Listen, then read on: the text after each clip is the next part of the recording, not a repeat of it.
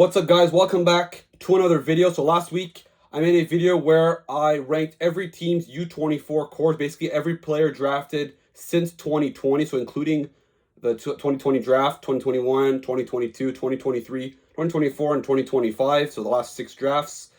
And today what we're going to continue this analysis on all 32 teams. Today what we're going to do is going to be a tier list of every team, where they are in what I call the contention window. I have 8 categories for each team. So I have Stanley Cup window wide open, so teams that are in the middle of their cup window that have probably 3, 4, 5 more years of competing at a very, very high level and have a very good chance of winning a cup in that span. After that, win now mode, teams that are competing, that are trying to win now but maybe are lacking something in order to win a Stanley Cup. Window opening, so a team that's a young up-and-coming team that's in the playoffs most likely, and that eventually is going to become pretty good. After that, teams on the rise, so that aren't playoff teams yet, but could make it as soon as this year, and are teams that are going to watch out for in the future. Teams that are in a rebuild, that are still building for the future, that aren't necessarily very good. Retool, teams that are retooling, that aren't tearing it down completely, are keeping some veterans around, but more focused on getting younger and focusing more on the future, but they're still relatively competitive. Then after that, window closed, teams that are no longer competitive, that they once were very good, they're not good anymore, and a rebuild is just around the corner. And finally, no man's land, teams that are going anywhere, are going nowhere, that are having some problems, that have some good pieces maybe, but that there's no cohesion in the unit, and they look like a team that's destined for mediocrity for quite a long time. So let's get started with the bottom row. We're going to work ourselves all the way up to the top, to the Stanley Cup contenders. All right, so starting ourselves off in the bottom row, the no man's land. I got 4 teams for this category, starting with the Buffalo Sabres. Obviously, they've been bad they haven't made the playoffs in 14 years. They had some promise a few years ago. They almost made the playoffs. They finished with 91 points, but ever since then, they've been going downhill. They've been regressing every year. They still have some good young players, but doesn't really, they traded JJ Peterka for Michael Kesselring. There just hasn't been very good vibes around this team. There is potential. There just isn't much going on that's great right now, and they look like a team that's destined to miss the playoffs for a 15th straight season. After that, the Seattle Kraken, obviously an expansion franchise that entered the league 4 years ago. They made the playoffs in year 2 after being pretty bad in year 1, but ever since that run, it gave them some false hope that they were a pretty good team. Instead, 2 years back-to-back, missing the playoffs. They're not quite as bad to be a bottom 3, bottom 4, bottom 5 team, but they're still not good enough to make the playoffs. They're really the definition of mid, and unless they're able to win a lottery soon, they look like a team that's destined to be staying there. They've been making moves to try to improve and be competitive, but again, it's not enough in order to get into the playoffs. After that, the Nashville Predators, obviously 2 summers ago, last summer they were viewed as the winners of the offseason. They signed Stamkos, Marchessault, and Shea to long-term deals, even though those guys were, on the older side, later ends of their careers. It blew up in their face this year. They finished 3rd last in the league. I don't think that the Predators are as bad as their record suggested, but they're still not, I think, a playoff team, especially in a very, very strong and tough Central Division. So I think that Nashville, they've drafted a lot of, solid prospects in the last 4 or 5 drafts, but no game breakers. They're probably a team that's destined to be probably a bottom 10 team in the National Hockey League, at least the next 3-4 years. And even as Forsberg and Saros unfortunately start regressing as well, and they're probably going to be in a pretty bad spot. And finally, for this tier, the Vancouver Canucks, obviously a team that drafted some pretty good players, Pettersson, Hughes, over the last few years. They looked pretty promising. They won the Pacific Division last year, and they were hoping to build off on that. Unfortunately, Demko got injured, their starting goalie. There was a conflict in the room between Elias Pettersson and JT Miller, forcing the Canucks to trade Miller to the New York Rangers. And they missed the playoffs this year. They had a lot of injuries, yes, but I don't find the vibes are necessarily that great. They were able to retain Brock Besser and Demko.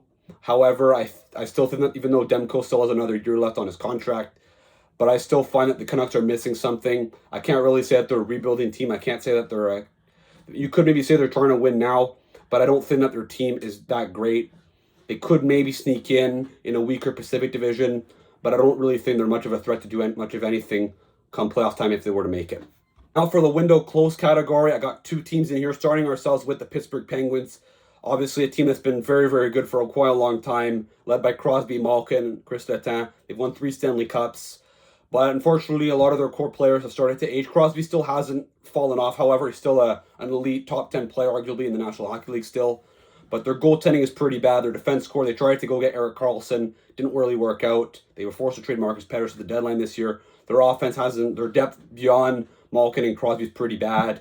There's rumors that they're going to probably trade Raquel, Brian Rust as well this summer, or, until next season. This is a team that just doesn't have much of a future. They don't have they haven't drafted super well the last few years. They haven't drafted much anyway. And I think that the Penguins are probably heading towards a very long rebuild. And I think finishing bottom 5 would do a lot for them in order to really revive this team and get it back on track. And the other team I have in this category is the Boston Bruins, another team that's been very good for quite a long time, but has started to age. Also, not to mention Patrice Bergeron and David Krejci, their 2 centermen, retired over the last few years, leaving their team pretty weak, especially down the middle. They still have Pastrnak, they still have McAvoy, they still have Swayman, so there's still a making of a solid team there, but their offense is pretty bad aside from Pastrnak. They got a lot of work to do, and I think that they drafted James Higgins at 7th overall. I think that could really help their future there, but there's still too many holes here. On paper, they're probably the 7th or 8th best team in the Atlantic Division, so I think that the Bruins most likely should focus on at least doing a retool around Pastrnak and McAvoy, at Swayman as well in net. So I think that would have Pittsburgh and Boston in their window closed. I don't see, as of right now, them getting back on track, at least with their current course. Now for the retool tier, I got 3 teams in this category. So let's start here with the St. Louis Blues. Obviously, the Blues won the Cup in 2019. They were a very well-balanced, very deep, a gritty team there. But they did lose Alex Pietrangelo the following year, and their defense were kind of regressed. Their team kind of regressed. They were forced to kind of go in a younger direction. They traded guys like Ryan O'Reilly, Vladimir Tarasenko, etc. But they have, they have some good young players there. Kyrou, Thomas are, high impact guys already, even though they're in their late 20s though, closer to their mid to late 20s. But they've, have guys like Snuggerud, Dvorsky, Jake Neighbors. They also offer treated Dylan Holloway and Philip Broberg as well. They changed coach midway through the season, and when they were kind of mediocre, and then they went on a heater towards the end of the year after the All-Star break. They were one of the best teams in the National Hockey League.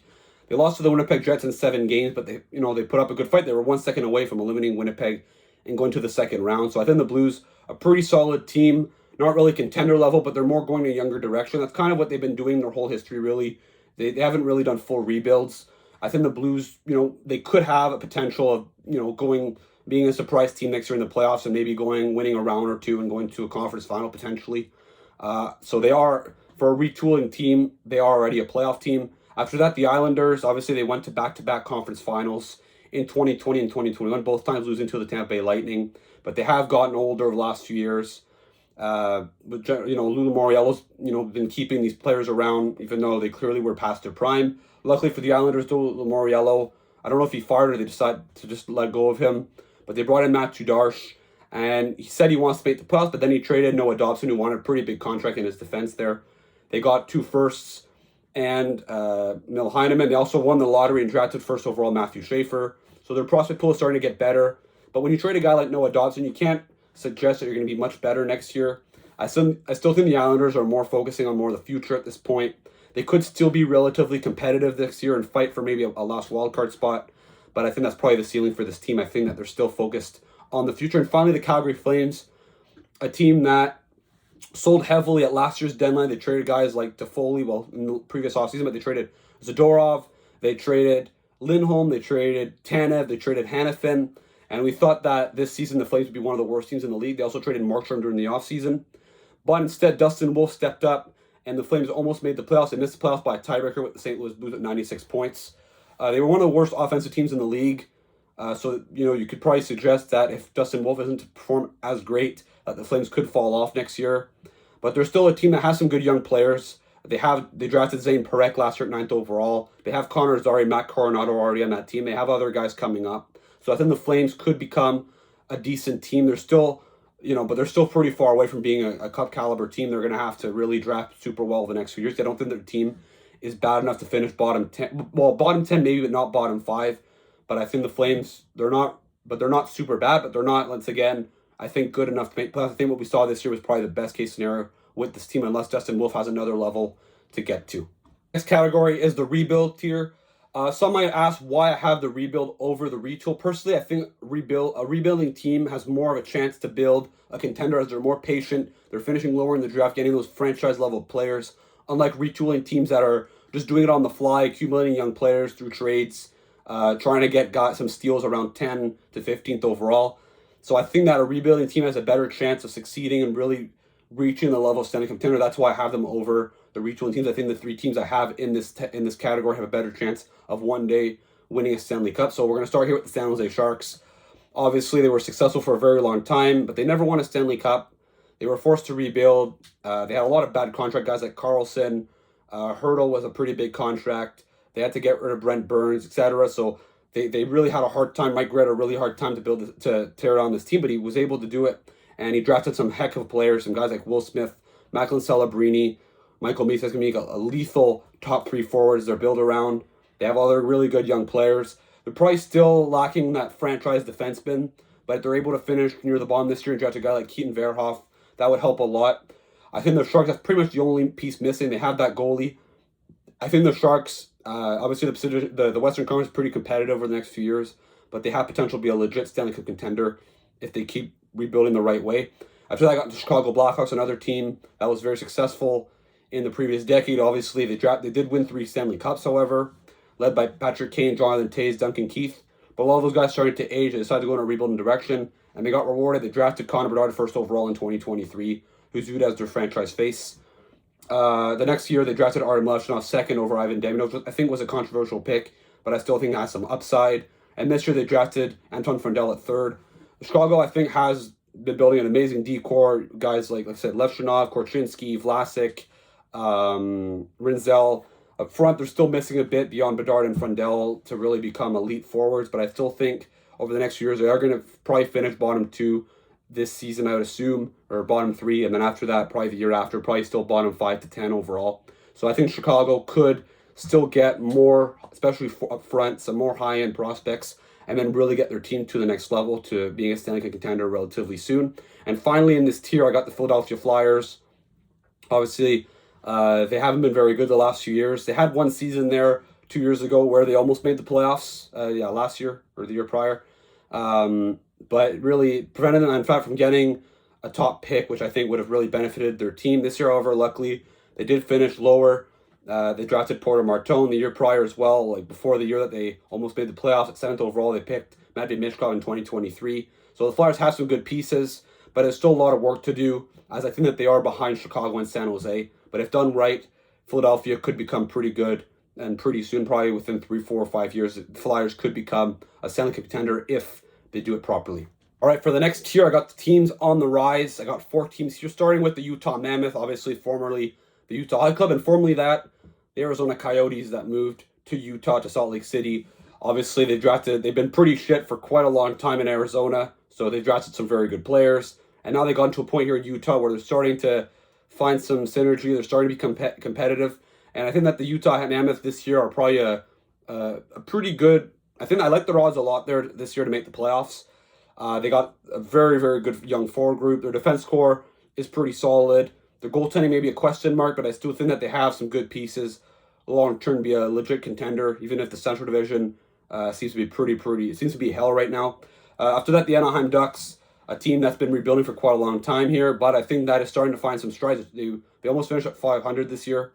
They added some players like Granlund and Chris Kreider to their team, even though they lost Trevor Zegras and John Gibson. Dostal was very good. He could probably take another step. They have some good young players. They brought in Joel Quenneville to be their coach. Obviously, had some success in Chicago, so I think maybe he could really help these young players who really stagnated under Craig Cronin the last 2 years. I think the Ducks are a team to look out for this season. I feel like I got the Columbus Blue Jackets, who, rallying around Johnny Gaudreau this year, almost made the playoffs. They missed the playoffs by 2 points. And if it wasn't for Carolina that put out their B or even C team against the Montreal Canadiens in the Canes' last game of the season, maybe Columbus would have made the playoffs instead. I think Columbus has some very good young forwards. I think guys like Fantilli, Ken Johnson, etc., and they have some good prospects coming out like Kane Lindstrom. I think taking Lindstrom over Demidov might hurt them one day, but I still think that Lindstrom has potential to be pretty good. Zach Werenski was a Norris finalist this year. The only question mark with Columbus, I think, is goaltending, which I think is a problem still. But if they're able to address it, Columbus could be pretty good relatively soon. And finally, I got the Detroit Red Wings, another team that's been rebuilding for quite a long time. Unfortunately, they were screwed by the draft lottery. For example, in 2020, They finished last place and they picked fourth overall. Luckily for them, it was kind of a blessing in disguise. As if they picked first, they probably would have taken Alexis Lafrenière, but at fourth, they got Lucas Raymond, who's objectively better at this point in his career. They still drafted some good players, but unfortunately, I don't think any franchise level guys. For example, in 2019, they could have gotten a guy like Jack Hughes. In 2023, they didn't finish low enough. They probably should have gotten a guy like Connor Bedard. They accelerated the rebuild too much. They went to go get a lot of overpriced veterans, guys like Sherratt, Justin Hall, Andrew Kopp, JT Comfort, etc. So they've been patching a lot. And their core kind of, Larkin's in his late 20s. Patrick Kane's one of their better players, but he's in his late 30s. So Detroit's really a team that looks like there's an instability in net as well. Luckily, they were able to get John Gibson. But still, it's another guy they bring in. It's not like he has it's not like he's a super young goalie either. Detroit has a good prospect pool, luckily. But as of right now, they look like a team that's still a bit behind some of the other young rebuilding teams in the Atlantic Division that took a step this year in Montreal and Ottawa. Good timing as well to mention those two Atlantic Division teams, as we're in that category of window opening along with another team from the Metro Division this time. So let's start here with the Montreal Canadiens, obviously my favorite team. Obviously, a 2021 Stanley Cup final appearance to the Tampa Bay Lightning left some pretty big scars to the team, as Carey Price and Shea Weber were no longer really able to play again. Price did make a little comeback towards the end of the following season, but his knee just wasn't able to play anymore. So they had to do a full rebuild. They brought in Kent Hughes, they brought in Jeff Gordon, they brought in Martin St. Louis as coach, and they've done a pretty good job. They got criticized at some points when, especially this year, at the beginning of the year, when they struggled, but the truth is, and some of their high picks like Slavkovsky and Reinbacher at the time were pretty controversial, but I think overall, they've done a pretty good job. They also drafted Ivan Demidov 5th overall. But, they had a terrible start this year. They ended up, however, making the playoffs at the end, and they were one of the better teams in the league the second half of the year. This summer, they added Noah Dobson, Zachary Bolduc, and they look like a team that's probably going to make the playoffs, potentially compete for a top 3 spot in the Atlantic Division. The future's looking incredibly bright, and they have one of the better prospect pools in the league, led by guys like Michael Hage. Reinbacher's still a prospect, and also Jacob Fowler, who's a promising goaltender. After that, the Ottawa Senators went one of Montreal's biggest rivals, another team that's been rebuilding for quite a long time. Obviously, they made it to the conference final in 2017, but they fell off big time. They were able to trade, however, a lot of their veterans that had value, guys like Stone, Carlson, even though Stone didn't really get a great return. Carlson did. They finished at the bottom. They drafted Brady Tkachuk. They drafted Jake Sanderson. Getting a first-round pick from Erik Karlsson let them get Tim Stützle as the Sharks fell off pretty bad. But, after that, they started to accelerate their rebuild a bit too much.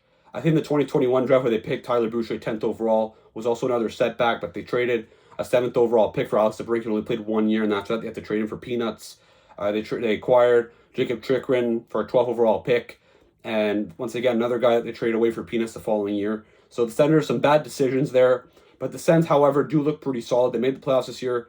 They lost to the Leafs in 16, but they put up a pretty good fight. I think the Senators are probably a team that look like, they have some physicality, they have some grit. They look like a team that's going to be a pretty good team for quite a long time. And finally, the New Jersey Devils, another team like Ottawa, I think accelerated accelerated. They were already pretty good. They had a 110-point season 2 years ago, but however, the following year, due to goaltending and injuries, they fell off. They revamped their team a little bit. They brought in Jacob Markstrom last summer. They brought in a few other defensemen. It's really blocked some spots for guys like Simon Nemec, Seamus Casey. Also, they traded for Timo Meier at one point, and he hasn't really worked out. Dawson Mercer's kind of stagnated compared to the season where he had 57 points and over 25 goals, almost 30 goals. So I think the Devils, they have some older goaltending. They don't have a lot of forward depth beyond like Heischer, Hughes, Bratt. So I think that the Devils, I don't like them as much as Ottawa, to be honest, considering I think there's a lack of grit. Unlike with Ottawa, I do think it's a pretty tough team to play against. Two teams that don't really have much of a pipeline coming up. Unlike Montreal, that I think they're great now.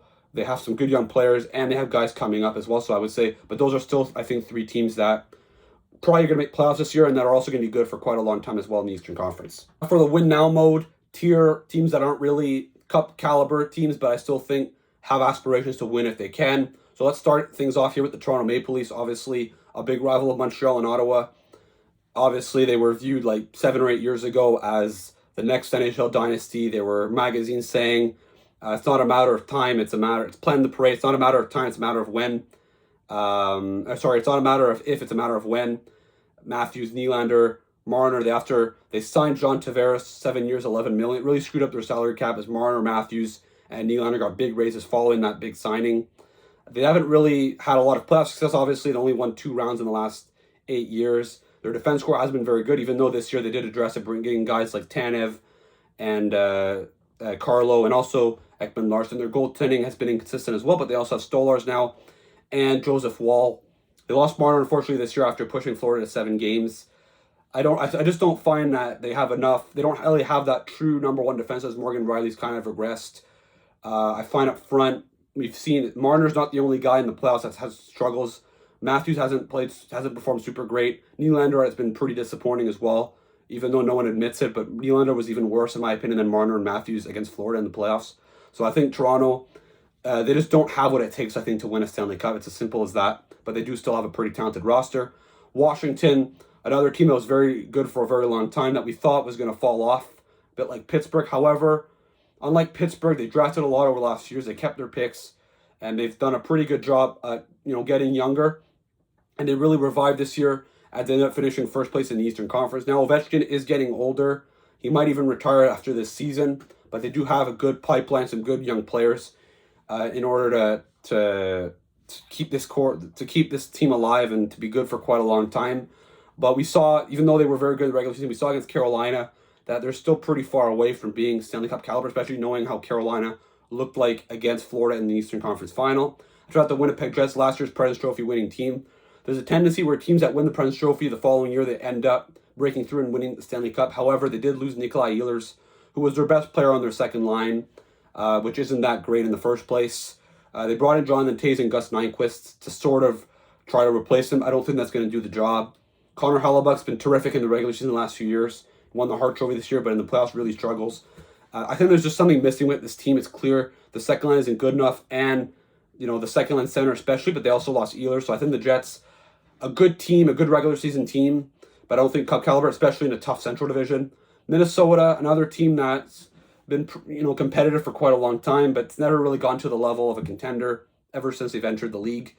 Always a team making it, but always losing in the first round. They've had some cap runs the last few years. Their cap, their buyout penalties are starting to go by here, and they should have a bit more flexibility. They have a good prospect pool as well, but they're still a team that I think would be pretty disappointed if they ended up they want to make the playoffs, but also if they lost in the first round. I think for them that would also be a big disappointment for them, even though I don't think that their team is necessarily that elite. They still have some work to do, especially at center, where I think that especially if they don't bring back Marco Rossi, they're going to be very thin. I've got the LA Kings, a team that won 2 cups in 2012, 2014, but it's been 10 years they haven't won a round, or over 10 years they haven't won a round. They went through a little rebuild where they kept Kopitar and Doughty and traded everyone else. But unfortunately, they accelerated too much. They traded too many of their young prospects, haven't been patient enough, and it's led to a team that, is good enough to make the playoffs, a good defensive team, but they've lost 4 years in a row to the Edmonton Oilers in the first round, and they made some questionable moves this summer. They let go of Gavrikov, but brought in Dumoulin and Ceci for more, that costed more combined than Gavrikov, which I think was a head scratcher. They haven't really been able to go get that big time forward as well to really take this team to the next level. So I think the Kings look again, and with how with how much they lost and how competitive the Western Conference is, I do think they are a team that's at risk of missing the playoffs this year. And finally, the New York Rangers, the only team in this tier that did not make the playoffs this year, but they did win the President's Trophy last year, so we got to keep that in mind. They do still have some good players, but a bit like LA, they rushed to rebuild too much. They haven't been patient with their young guys, and it's led to a team that's mainly led by veterans. So I don't think this team has many long runs. I think the Kings and the Rangers are two teams that their windows are closing. I'd even put the Leafs as well in that category of teams that I think that their window is closing over the next 2-3 years. The Rangers, no guarantee they even make the playoffs in the first place this year, but they do have some good pieces that they're for sure going to be in the mix. They're most likely the team that missed it. That's the best chance of making the Eastern Conference as of right now. But I think the Rangers, clearly, we saw against Florida last year in the conference final, they just don't have what it takes to go all the way, considering I think the lack of grit and the lack of depth, especially on defense, that this team has. Finally, I got the open Stanley Cup Windows tier, where I have 7 teams, starting with the defending Cup champs, the back-to-back defending Cup champs, the Florida Panthers. Not much to explain here. They've won back-to-back Cups. They were able to retain most of their core. They brought back Bennett, they brought back Marchand, and Ekblad on long-term deals. We'll see how those age. But as of right now, they probably have another 3 to 5 more years of being one of the best teams in the league, one of the Cup favorites. At least the next 2 years, to be honest, I'd probably suspect they go to the final at least, honestly, both times. I think they have another Cup left in them at least. After that, the Vegas Golden Knights, obviously they won the Cup in 2023, the most recent non-Florida team to win the Stanley Cup. So yeah, that's one thing to say. They brought in Mitch Marner this summer after losing Pietrangelo probably to a career-ending injury. So they're able to improve their forward depth there and add a star. I think Vegas still has a team that can compete for the Cup. They do have some holes, especially on defense. And I think Adin Hill is shaky from time to time. But I think Vegas still has, I think they extended their window there getting Mitch Marner. They probably have another similar timeline as Florida. Colorado obviously won the Cup in 2022. McKinnon and Makar are in their primes. Unfortunately, they traded away Mikko Rantanen, who couldn't come with a contract agreement with the Avalanche. They traded for Marty Necas at the deadline, and Rantanen ended up coming back and biting them in Game 7 with the Dallas Stars. I do think that when you have prime McKinnon, prime Makar, you still have a chance to win something. I think their goaltending's improved compared to the previous years. They were able to get Brock Nelson. So I think Colorado, they have Landeskog back as well. So I think Colorado, unfortunately, their pipeline isn't very good. So they might have a hard time improving this team. But I think Colorado is still capable of winning a Stanley Cup. After that, the Dallas Stars, another team that's been pretty competitive last few years. They haven't won a cup yet, but they've gone to 3 years in a row to the conference final. They've lost to Vegas and twice in the last 2 years to the Edmonton Oilers. They are able to bring in Mikko Rantanen this year. They lost some depth. They have some cap problems. There might be rumors here with Jason Robertson that he could get traded. Their defense core kind of is shaky, especially beyond their big three of Haskin and Harley and Lindell. Their right side of defense is pretty bad. I do think this is a team that lacks a bit of grit. And when the times get tough, their offense completely dries up. But I still think, though, considering the age of their core, a lot of those guys are in their mid-20s. So they're probably going to have a good, potentially close to at least I would say a 7, 8, 9-year window here of potentially competing for a cup. After that, the Tampa Bay Lightning, another team that's won cups in the last few years. They won in 2020 and 2021. They've also gone to the final in 2022. I think their window is starting to close, but they're still, I think, I would argue the second best team in the Eastern Conference after Florida. Obviously, the last 2 years they've lost in the first round to the Panthers. But they still have Kucherov as elite. They still have Point. They still have Gensel. They still have Hagel. Hedman is still pretty good, even though his age suggests that he's probably due for regression. Also, Vasilevsky is still one of the better goalies in the league, even though he struggled against Florida. Their depth is concerning, but I still think that the Tampa Bay Lightning are still a Stanley Cup contender. After that, the Edmonton Oilers, I think their depth took a big hit this summer, but they have gone to the final the last 2 years, led by McDavid and Draisaitl. I think as long as those two players are still on the team, obviously McDavid's in his last year of his contract, so if he leaves, the Oilers' window is closed, but I think that they still have a chance. They're a type of team, though, I can't picture going to another final, considering the goaltend they have, their defense, which was kind of shaky. Their forward depth is just getting worse and worse. But I think that the Oilers, you still got to respect for what they've done, and you still got to put them in the top tier. And finally, Carolina. Last year, I probably would put them in win now mode, not cup caliber, considering their center core was pretty concerning. I didn't really like their forward that much. And their defense core, I thought, was regressing. However, they were able to bring in Keandre Miller. They were able to bring in Nikolai Ehlers. Their second-line center is still a question, but it's still a better team than they were last year. They still made it to the conference final. Their core is also similar to Dallas, kind of in their mid-20s. They got guys like Jarvis, Aho, Svechnikov. Slavins is 30, but he's still elite. So I think Carolina's going to be pretty good for quite a long time.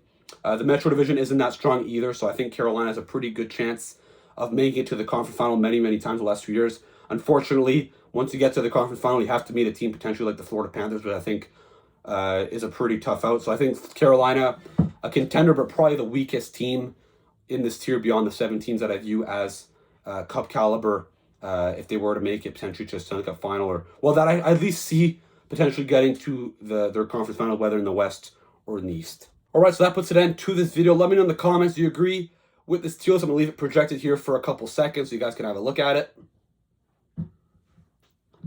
So don't forget to check out the videos that will be coming out in the coming weeks and coming months. Note, I am going on vacation for the next 2 weeks, so a lot of these videos are going to be pre-recorded, so they won't take into account potential signings or trades that happen over the next coming days, weeks. So I think that, but however, if there's a trade or a signing, I will be out there to break out and make a reaction video if it's something that I think requires one, whether it's a blockbuster or, there won't be many blockbuster signings, but I think a blockbuster trade could certainly happen considering how many teams I think need to make one big time. So don't forget that. Don't forget to like and subscribe, and I'll see you again for another video. Ciao.